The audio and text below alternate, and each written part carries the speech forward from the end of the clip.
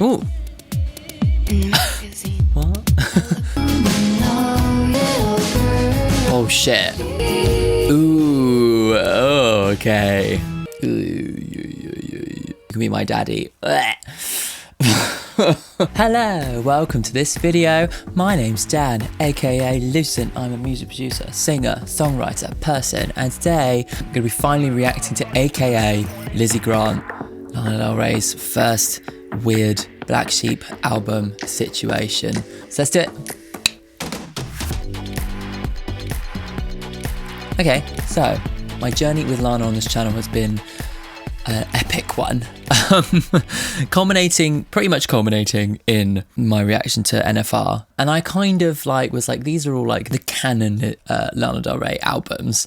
But so many people have asked me since then to react to A.K.A. Lizzy Grant, her first album, which was like, what was it? It was released like on a different label, and then she got dropped, and then she actually started with a new label, and that's when she did Born to Die, and that's kind of like canon because A.K.A. Lizzy Grant isn't even on Spotify, so I've had to find it on YouTube. I think it's gonna be really interesting to hear the beginnings of Lana before we jump into the brand new album in March, which of course I will be reacting to. I heard Pawn Shop Blues because that was requested on Patreon, but I haven't heard the whole thing. But before we get started, if you are new to the channel, then welcome to the channel. I love doing reactions all like this. I'm a person who loves to make my own music, and I've been making it for a long time, so that's kind of my perspective going into these reactions, is like lyrics, meaning, production, singing.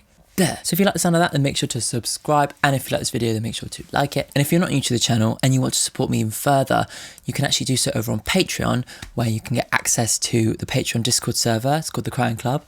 You can actually watch my videos a week early and watch the unedited full footage of the videos, and you can also commission me to react to a specific song or a full album as well. That's all available on Patreon. Links in the description.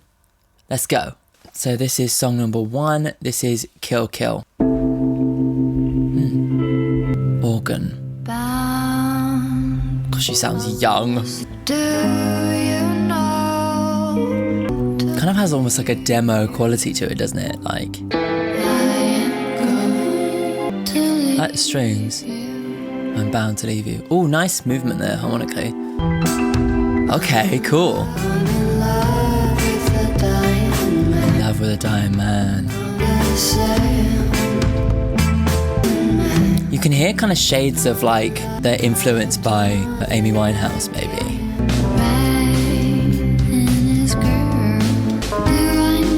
I love where the chords are going.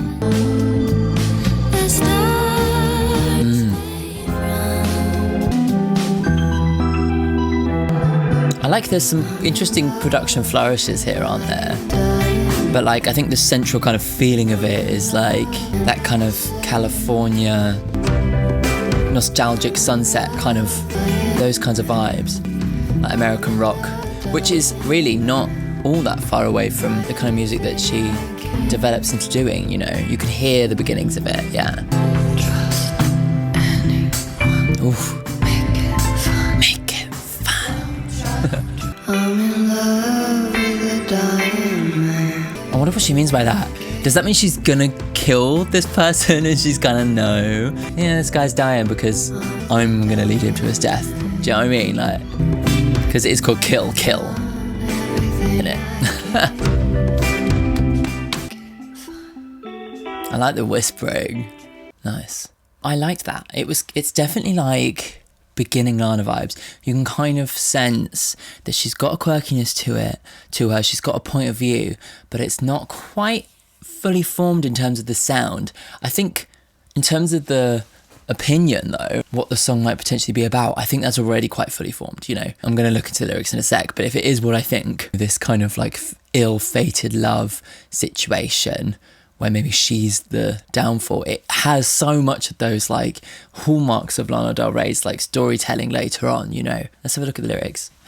I left my phone over there. Bound up the stairs, I'm in the shower. Do you know I'm going to leave you? Okay, yeah. So she's like basically saying, I'm ready to kill you.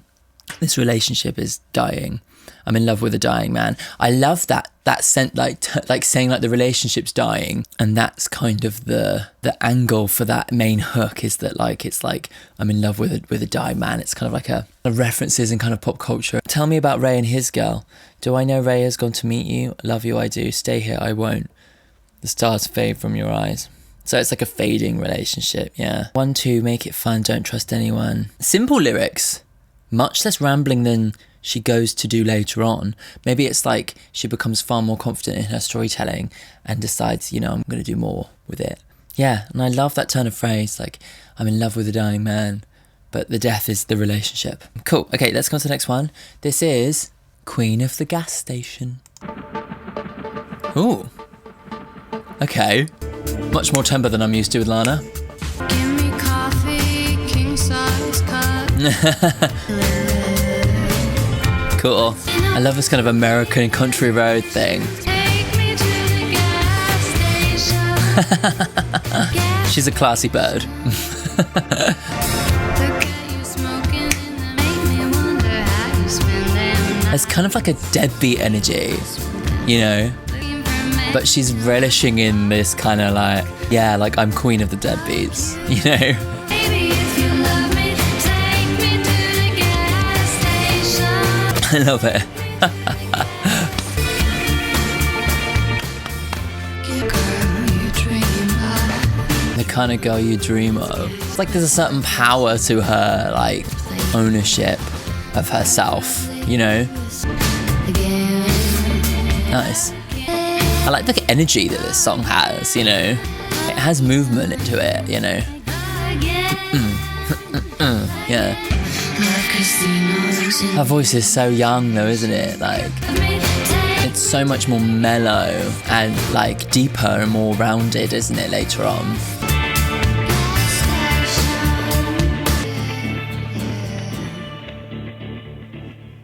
Cool. That's like, I really like that one in the way that it was like, it felt like a kind of bit more of a classic rock and roll song. You know, I'm so used to like Lana's stuff being like more like a kind of washed out dreamscape. So it was really nice to kind of like hear her being playful and kind of messing around with the style before she kind of, you know, defines exactly how she wants to make her music, you know. It's good, yeah.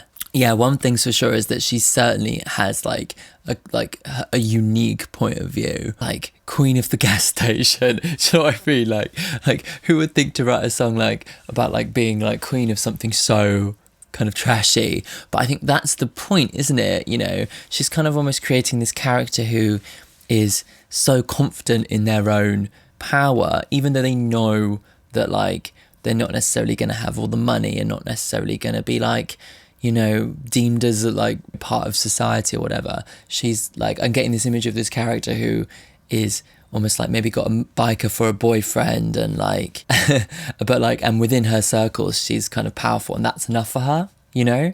Yeah, it feels very rich, doesn't it? That kind of character. Yeah, and I love the imagery of her like being like, yeah, you can take me on a date, just like, you know, take me to the gas station, that's where I need to go. You know, it's very cool. Gimme coffee, king size cup. Come on, kitty cat, fill her up. What's your name, little buttercup? That's for me to know and you to make up. I love that.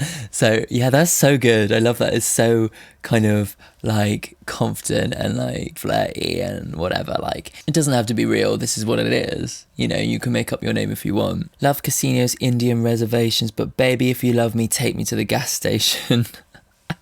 Look at you smoking in them neon lights under the thunder. You look so nice. You make me wonder how you spend them nights. Me, I spend them looking for men I like.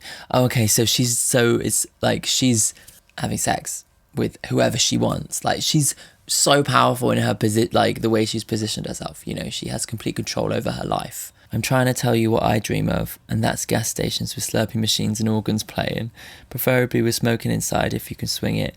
Can I be real pleased if we could find one just like here, again. So it's like this character is kind of a bit stuck in a loop.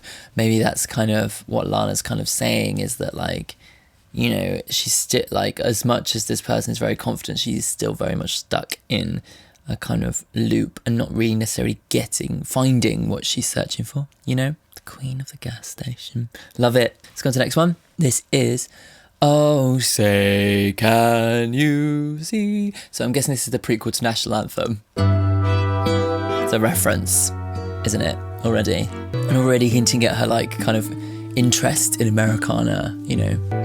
Oh, say you see us. This is a little bit more Lana, modern day Lana and vocal. A bit more croony, isn't it? And look at the bars, almost ours. It does kind of feel like a prequel to National Anthem, you know, comparing her relationship, you know, to something like that. That kind of context, that kind of metaphor. Cool. Come as you are, and I will, and I Wheel. She's definitely developing those unique things that she does with her voice, you know. It takes a long time and it takes a lot of work to actually develop an artistic voice, you know. and ours so far, and send you to Mars. Time is all. Kind of sounds like almost like a Back to Black kind of energy, you know, kind of femme fatale, I guess, maybe is what you'd say. Yeah, I like that. The energy is very dark, isn't it? Very like foreboding, kind of cinematic. Like maybe it seems to be foreshadowing some sort of like, you know, drama. It does feel like maybe in this initial kind of attempt at like stamping her, you know, her record label and her, like, you know, the approach maybe was to try and create something that would succeed in the same way that Amy Winehouse succeeded. Let me just double check the dates though. Yeah, 2010. At the moment it feels post Amy Winehouse. Does that make sense? Whereas like Born to Die feels like, boom, here's this completely unique person, you know. That said, there is still so much kind of uniqueness, and you can hear it. There was something she said that I repeated, can't remember what it was, that was like very Lana, you know, even at this point. So, you know, it's like, yeah, you can feel it brewing. That makes sense. Oh, say, can you see? My stars, the nighttime is almost ours. To wander through alleys and look at the bars, nighttime is almost ours.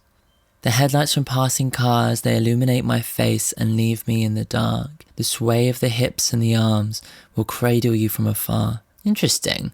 It's almost like a date, doesn't it? Like a nighttime evening date. It's like a relationship that's almost there but not quite. You know, it's like at certain moments her face is illuminated and maybe he can see her, they can, you know, and that relationship makes sense, but then other parts of her are in the dark. Maybe she's not being completely truthful, and maybe that's what's holding them back from a fully fleshed kind of love. Yeah, come as you are. It's like she's attempting, I think, to just be herself, but yeah, it seems like there's something that's missing. Actually, not really a reference to the national anthem itself, other than just the first line in the mention of stars, really.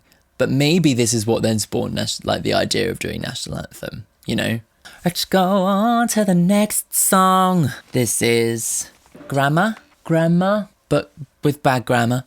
Blue Ribbon Sparkler Trailer Heaven.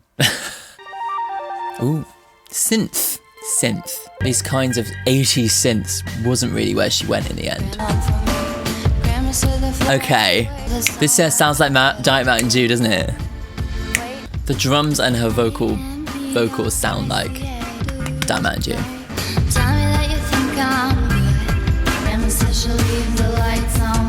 Oh, grandma, rather than grammar.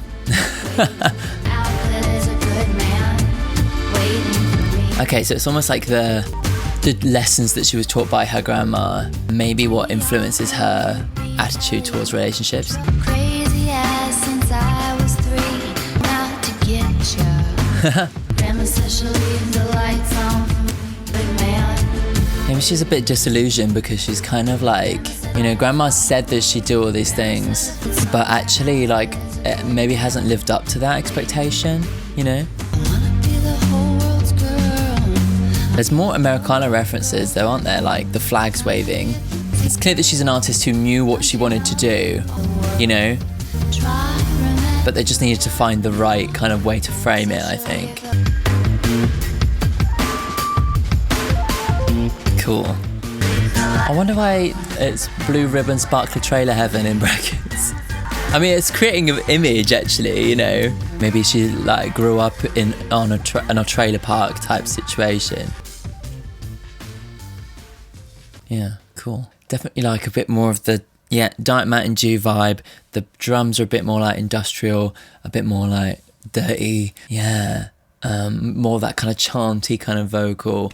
And yeah, more like to do with her disillusionment with men maybe, and her like outlook on life and her outlook on love, yeah, and where that kind of came from, which seems to be what her grandma taught her. And like, yeah, I'm very much getting a very clear image of like her and her grandma living in a caravan or whatever on a trailer park, having a kind of humble kind of start in life, but the outlook that her grandma put in, like invested in her, was actually very optimistic. And it gives me like a very clear kind of storyline of this little, you know, maybe this young girl who is being taught by her grandma, you know, yeah, we may not look like much, but you know, the world is just waiting for you. I want you to have everything, you know. It's giving me all those feels. It's really cool, really, really cool storytelling already, like in her this kind of pre-album zero situation. Yeah, which only really gets more and more complex, doesn't it? You know? Let's have a look at the lyrics. So, Grandma says she lays the light on for me. Grandma said the flags are waving for me. Grandma said that somewhere out there's a good man waiting for me. America. So it's like already, you know, but I'll be a national anthem. America, Americana, fascination with the American dream, you know? It's already there. You know, and it's like her grandma was the one who promised her the American dream in the first place. And even in like album 28 or wherever on, she's still struggling with this disillusionment of the American dream and what she was promised, you know. It feels like a very formative song. Trouble's what feels good to me, craziest since I was 3. Now I'm out to get you, but I've been better lately, ma, and I'm in love with everyone. I don't want to think I'm wrong for just feeling pretty. So she's kind of like then wrestling with this idea that she's kind of out there being a bit bad, making a bit of trouble, and kind of battle with like what her grandma thinks of her, you know.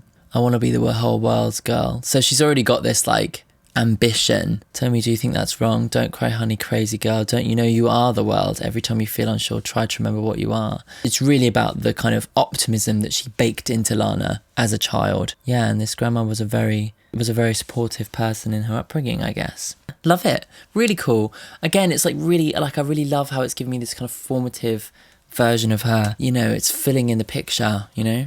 Let's go to the next one. This is A.K.A. Part 2.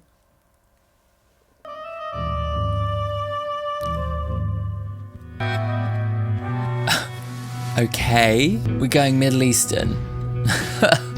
What do you want from me? It's just a stupid part. Strange. You think I'm pretty and you like This is giving me 90s vibes, actually.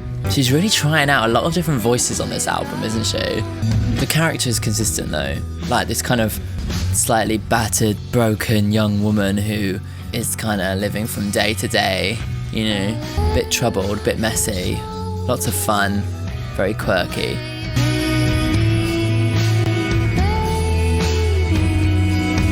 Nice. Oh. you stand up in your silhouette glow. Use that voice, sing that song. You won't hear no. You won't hear no. Huh.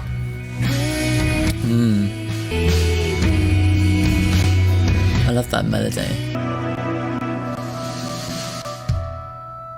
Am I just listening to a really bad quality version of this? Yeah, that was a bit more sedate, wasn't it, that one? Like, maybe like somebody who's a bit drugged up, a bit like drunk, a bit like hangover maybe, I don't know, like it's got that kind of feeling to it, you know. maybe this character that she's building has gone off of the deep end a bit. All right, you caught me. I don't play good guitar, but what do you want from me? It's just a stupid bar. And I didn't promise anything. You think I'm pretty and you like the way I talk, like your music, and you like the way I walk. So I think we're going to get along. Yeah, so the story of like going to a bar, playing badly, and like flirting with the guy. Like there's a lot of that, isn't there? Like her kind of like faking her way, you know. She's really building quite a very solid character, you know. It's interesting that like for Born to Die, they really switched the character. It's almost like she knew that she wanted to do almost like a character style thing where like she built up this character and built a whole album around them, and then tried it with this kind of washed up thing. But then maybe like the focus of the kind of Americana thing became more important to her, this American dream thing. And maybe that's why the kind of image of the all-American housewife who's a bit deranged kind of became the focus for Born to Die, you know, which is really cool because you can see her like having an attempt here at trying to create a really strong character, which I think she does. It's just maybe not as compelling as the character that she built in Born to Die. I like the way you wear your sweater off your shoulder, the way your hair comes down, it makes you look older. How'd you get so handsome, boy? Thanks, Lana. The way you stand up and your silhouette glows, I'm electrified, I'll be up all night. So she's met this person who she really fancies, and she's kind of serenading them, you know. Yeah, cute. Let's go to the next one. This is Jump. Cool. Okay.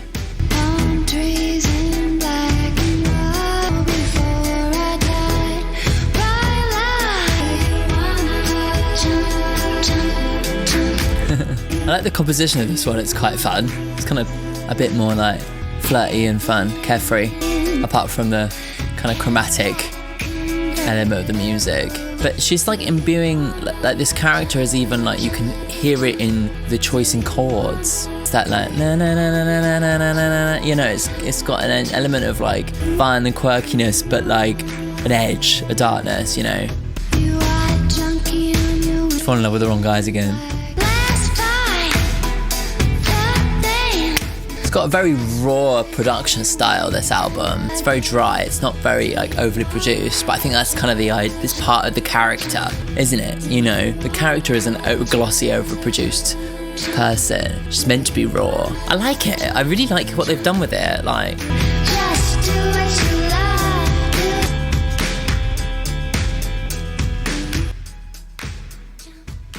Yeah, I love this character. It's all about this character, isn't it? Yeah. That one, yeah, very much musically and like sonically sounded part of that character too. Yeah. Cool. Palm trees in black and white. Last thing I saw before I died. Okay. Bright light, right man, right mixture of cocaine and heroin. Do you want to jump? Do you want to? Yeah, okay. It's these people who are like obsessed with kind of like the drugs and rock and roll, you know, they're kind of living on the edge of it. They're junkies, they're waking up in the middle of the night, they're dying. And palm trees in the black and white, you're a junkie on the window, silent, smiling wide. I wonder what that means. Like, just do what you love, just do what you can, just do what you love. I'm guessing saying like, do you want to jump? It's like kind of saying, you know, do you want to jump off into the abyss of drugs again? You know, that kind of thing. It's yeah, really character building. Very cool. Let's go to the next one. This is Mermaid Motel. Oh, cool. Again, very underproduced. Bit of jazz. Oh, not jazz. 90s hip hop. Real. I mean, we know that she loves a bit of hip hop. This is strange. There it is. This is so bizarre. For my mermaid video. What's this referring to? Like, this like chopped up sampling of like 90s hip hop sounds is mixed with like a really like brush drum kit kind of thing. Is bizarre. I'm not sure it works, if I'm honest. Now she's singing to a voice box? heavy metal out. Yeah, a bit of a old rock reference. And you salute. Sounds like they left the click track, like the metronome on when they were recording. You go, Weird. say take it off. Universe, God bless the ocean. Take it off. Sorry. Oh, cool. Like this part of it sounds like it all fits. And then they just throw in that orchestral stab 90s thing. A bit weird. And it does feel like this album is, yeah, very strong in its kind of character storytelling, but production, music-wise, it does feel like it's throwing everything at the wall, you know? Cool. Let's look at the lyrics. Maybe we could go to Coney Island. Maybe I could sing the national anthem. Maybe I could be your national anthem. Buy a white sweater for the last white day of the summer. Buy my purple wig for my mermaid video. Walk back to where I lived in my motel on Neptune. Maybe, like, she's telling the story of, like, an actress or someone, you know? Like, maybe the purple wig for the mermaid video is, like, some movie reference, and she's kind of telling the story of the actress in that movie, you know? You call me lavender, you call me sunshine, you take it off, you say take it off. Who seems to be kind of trying to sweeten them up, but trying to have sex with them. Maybe it kind of sounds like maybe like it could be like a manager or something, you know? Sway Tokyo or see Van Halen at the reunion show, Heavy Metal Hour on TV, Diamond Dave and Rayleigh, and you salute me Miss America because I am. So more like American Dream vibes. Yeah, so you can really see like the beginnings of this kind of obsession with the American Dream and the darkness within it. Okay, right, let's go on to the next song. This is Raise Me Up. Okay, more weird vibes. Oh.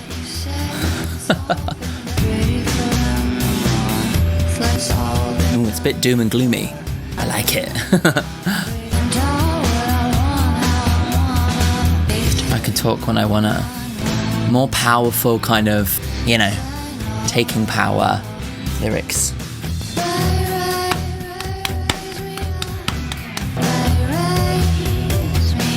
This sounds more like Lana vocals, doesn't it?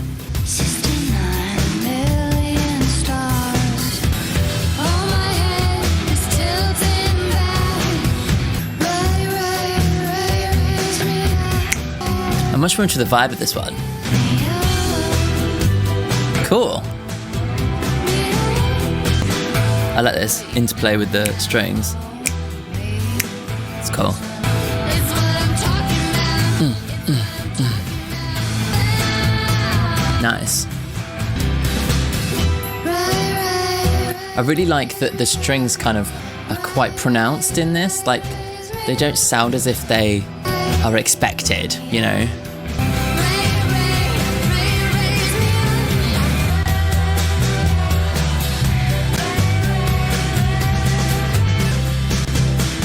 God, like half of them all glitch out towards the end on this. It must be the quality of the upload. That was cool. I felt the vibe of that one. I was quite interested. It wasn't like super like exciting though. I did enjoy it, but yeah. I did like the use of the strings. I thought that was quite a good way to like mix it up, you know, production wise. But certainly like she like finesses her songwriting approach and everything when it comes to Born to Die, you know. And as much as she's like trying to go for this grungy sharp thing, I think it doesn't quite kind of connect as well as like the kind of stark and bold kind of attitude in Born to Die and Ultraviolence as well, you know. Let's look at the lyrics. Let's look at the lyrics. Let's look at the lyrics. Ray, Ray, Ray, raise me up. Ray, Ray, Ray, raise me up. It's like you said, it's all been done before.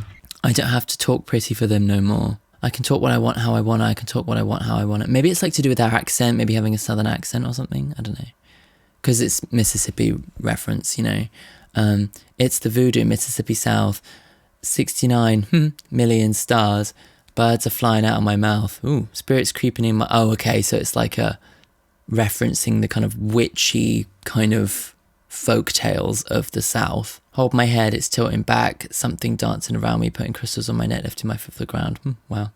Maybe it's like somebody who comes from the South, maybe coming up to like Hollywood and then kind of like, oh, they're from the South.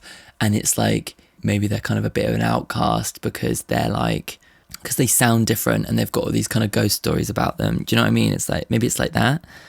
Pick it up and pick up, trot, roll it down, you got it going. Let me talk your CB, what? Let me play your shotgun. Yeah, so there seems to be like kind of Southern stereotypes, I guess.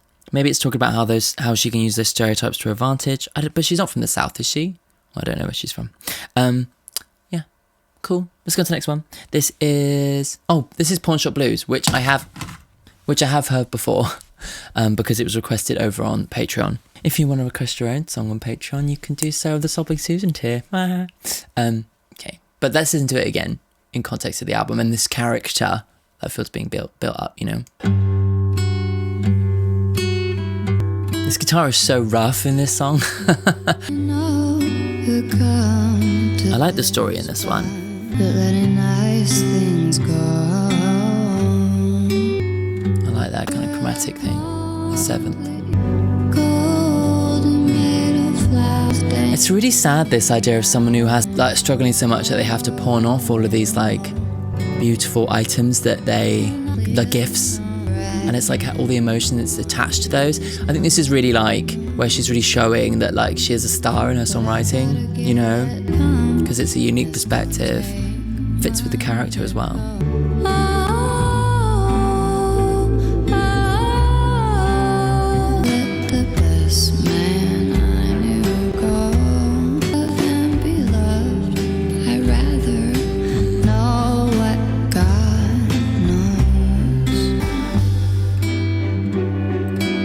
Sorry, I'm getting lost in this. I really like this one, actually. This is definitely my favourite of the album so far.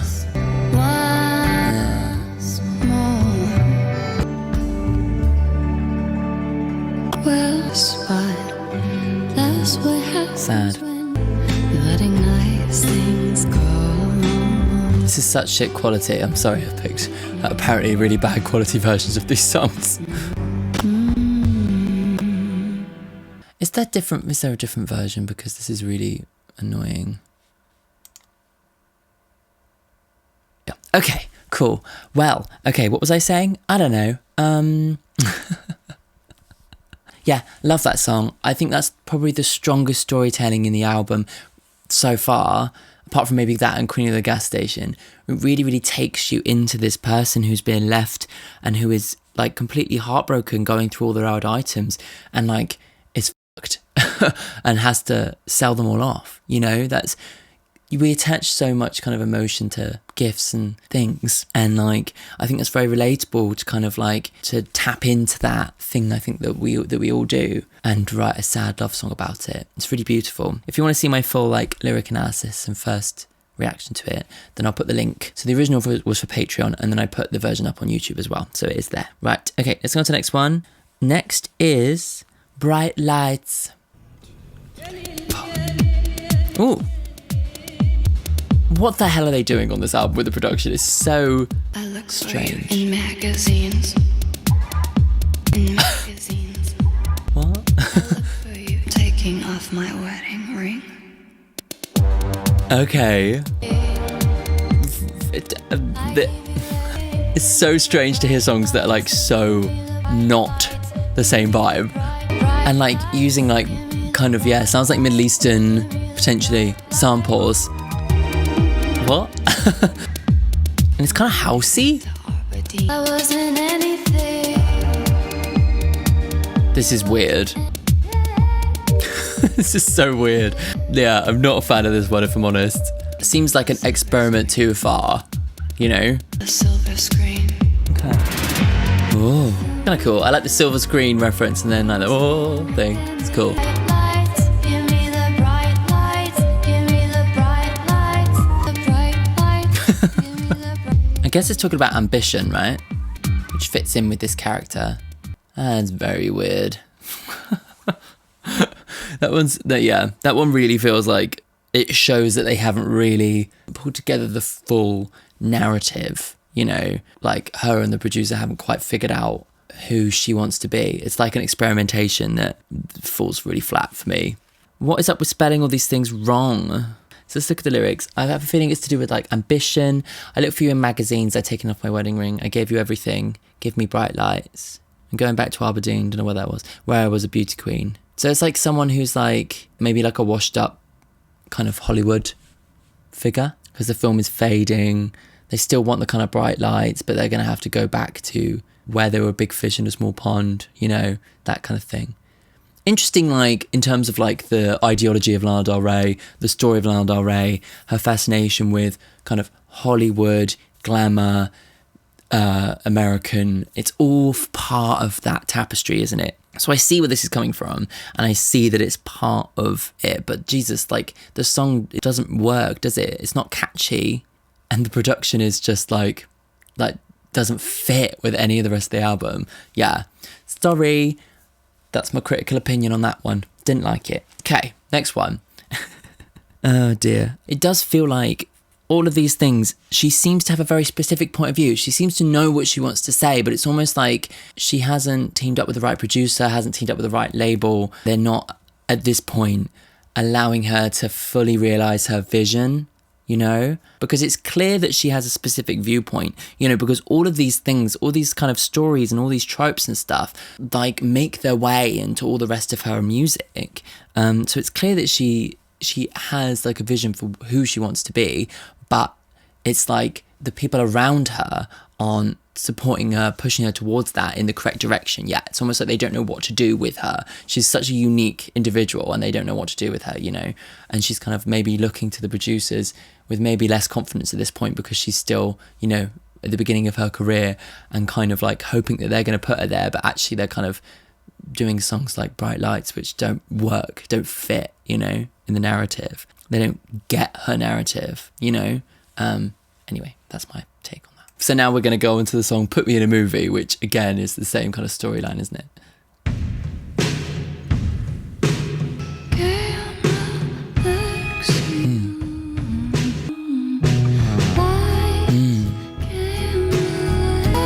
This was a bit more like it. So far not a super strong melody.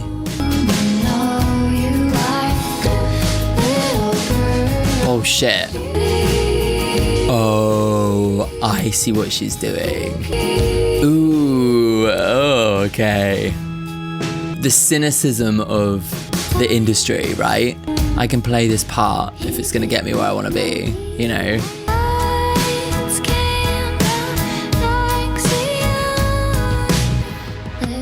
Cool.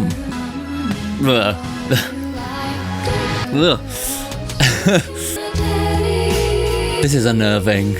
What a cynical point of view, though. It's quite, like, stark, isn't it? But this is really where she's showing her star power, is in this kind of, like, attitude, you know? Yeah, well, you can be my daddy if you put me in a movie. It's like...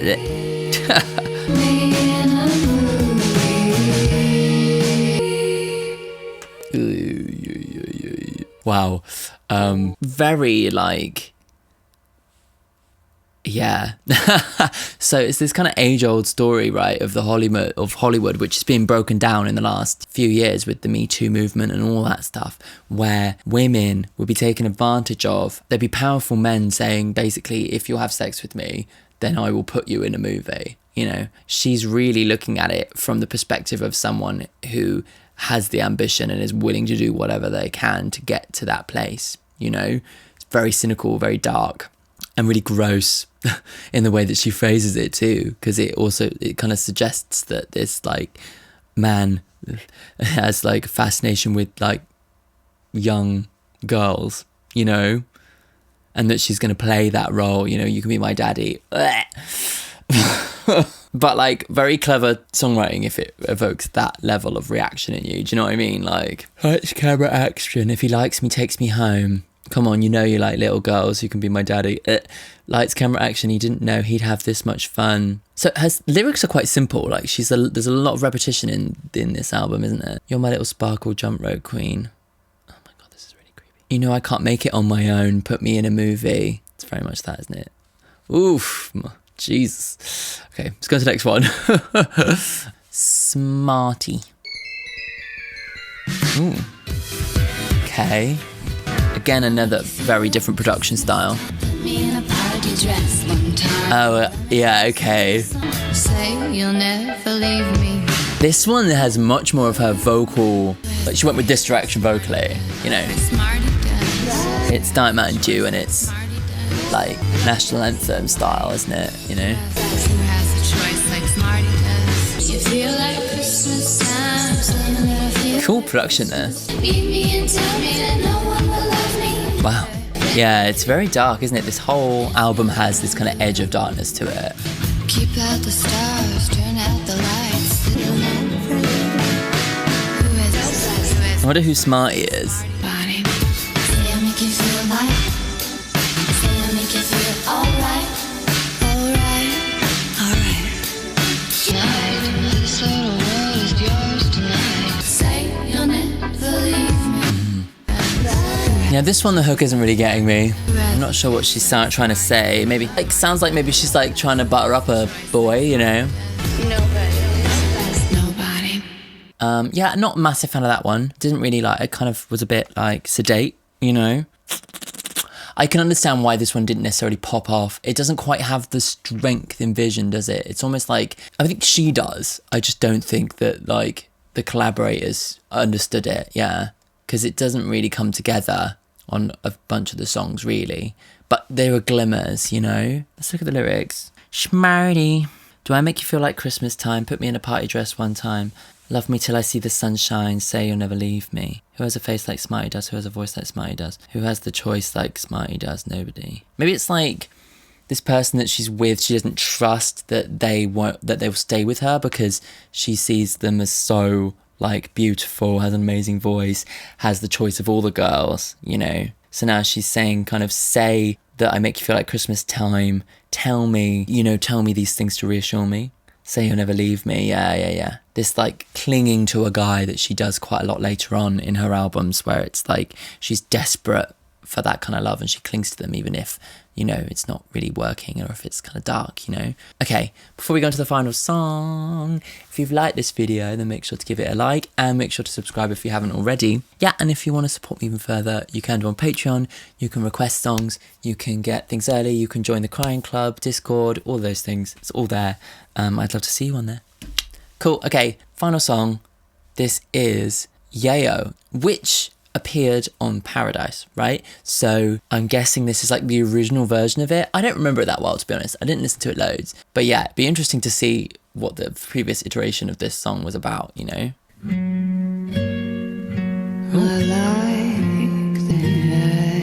Oh, she sounds much more Lana here, right? Oh, she sounds so much more like later Lana here.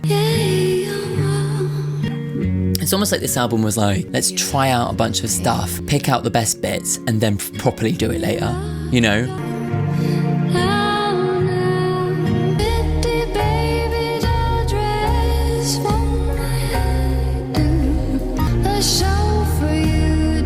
I don't necessarily... Oh yeah, I remember that hook, I think. But it has been a really long time since I listened to the other version, to be honest.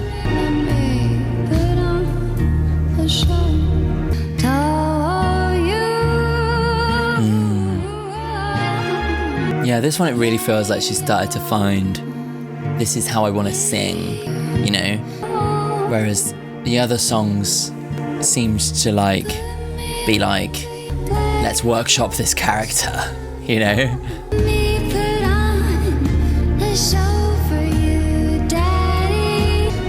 It's definitely this like, kind of Hollywood starlet kind of energy still here, isn't it? Hello, heaven. Ooh. Put me on your black motorcycle. You call me your mama. This one's like gone through a different like orchestration throughout the whole song. It does kind of feel like it doesn't necessarily know its identity, though. Do you know what I mean? Like maybe there's not enough like a central core going through the production to keep put together, you know?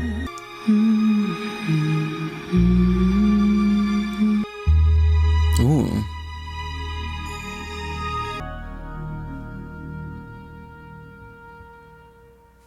Cool. Yeah. That one definitely feels like she's starting to pull together her style musically.